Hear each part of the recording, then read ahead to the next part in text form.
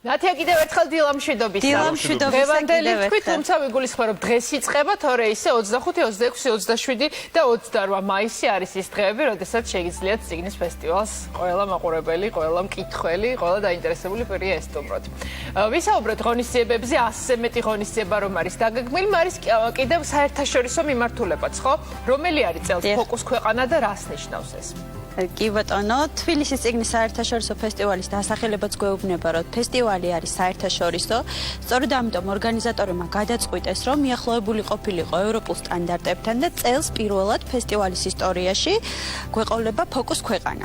ფოკუს ქვეყანა არის წელს ნორვეგია. რატომ ნორვეგია? ყველასთვის ცნობილია, რომ საქართველო ფრანკფურტის წიგნის ბაზრობაზე 2018 წელს წარმოდგენილი იქნება როგორც საპატიო სტუმარი ქვეყანის სტატუსით. სწორედ ამ ფარგლებში 2019 წელს ჩვენ საქართველოს საზეიმო ვითარებაში უნდა გადავცემთ ეს სტატუსი ნორვეგიას.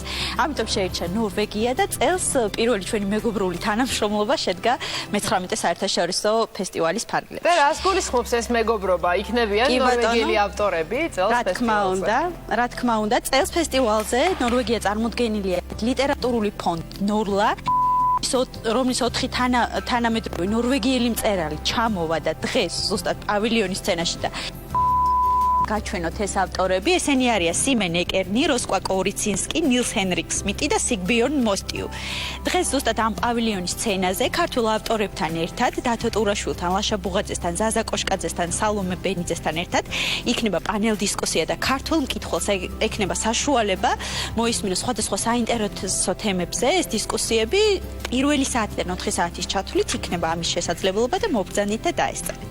ასევე მინდა ხაზი გაუსვა იმ ფაქტს, რომ საგამომცემლო სექტორისთვის ნორვეგიელი თანამედროვე მწერლების გაცნობა მოხდება მწერალთა სახლში 26 მაისს 7 საათზე და მათ შესაძლებლობა ექნებათ გაიცნოთ მათი ნაწარმოებები და თუ სურვილი ექნებათ, რა თქმა უნდა და ვფიქრობთ, რომ ნამდვილად ექნებათ გამოსცენ ქართულ ენაზე ეს შესანიშნავი ნაწარმოებები, რომელიც ჩვენს იმედი გვაქვს, რომ უკვე მომდევნო ფესტივალზე, მე-20 ფესტივალზე უკვე ნორვეგიდან ნათარგმნი წიგნებიც იქნება წარმოდგენილი. ნამდვილად ალბათ კიდევ ერთხელ მადლობა, რომ დილას ჩვენთან ერთად ატარებთ ამ კარგი და ესეთი ნაყოფიერი თემებით და კიდევ ერთხელ გვინდა გთხოვოთ მათთვის, ვინც ახლა შემოგვიერთდა, გაგვაცნოთ დღევანდელი ამინდის პროგნოზი. კი ბატონო, სიამოვნებით გაგაცნობთ ამინდის პროგნოზს.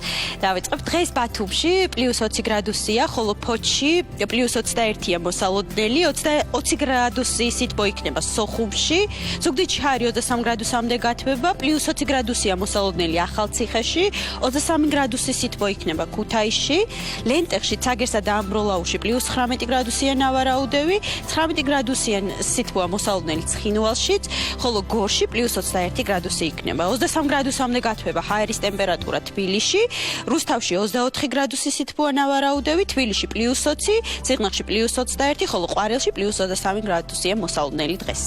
ზიანი დღე გვაქვს დღეს. ნეკამორებს ვეტყვი, რომ წიგნის ფესტივალზე სასაუბროთ, უკვე გოგა ჩანადირი შემოგვიერთდება მომდევნო ჩარტოში. ნათია, წარმატებებს გისურვებთ. თქვენც ასევე გელოდებით ყველას დღეს მე-11 პავილიონში. ნახვამდის.